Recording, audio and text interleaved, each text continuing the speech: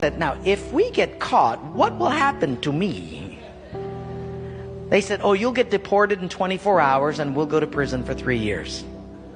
I said, you're kidding. How many of you have been in prison for your faith? Out of 22, 18 raised their hands. I thought, no way. And I looked at him and I said, you 22 people, how many people do you oversee? Because they were all of these small group leaders, underground church leaders in the Hunan province.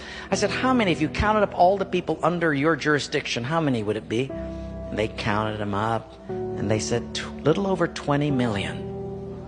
I said, what? See, we forget there's 1.3 billion people in China. This is crazy.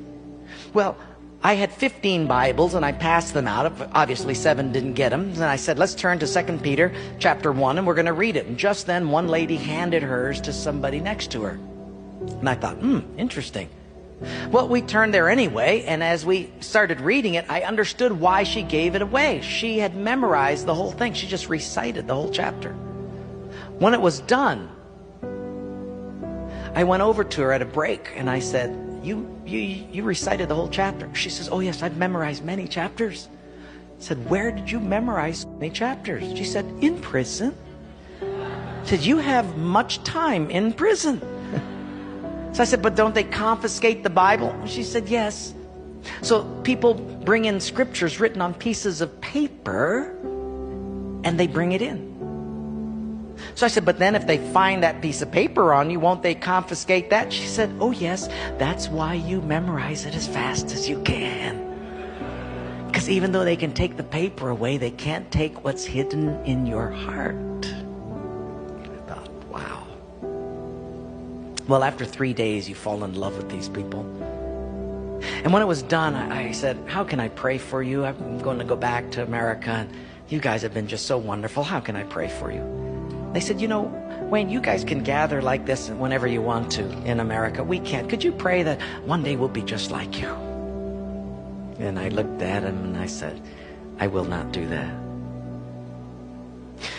Big incredulous eyes looked at me and they said, why? I said, because you guys rode a train for 13 hours to get here. In my country, if you've got to drive more than an hour, people don't come.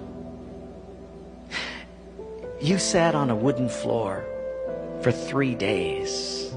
In my country, if people have to sit more than 40 minutes, they leave.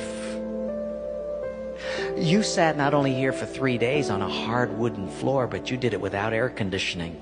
In my country, if it's not padded pews and air conditioning, people don't often come back. In my country, we have an average of 2 Bibles per family. We don't read any of them. You hardly have any Bibles, and you memorize them from pieces of paper. I will not pray that we become like, you become like us, but I will pray that we become just like you.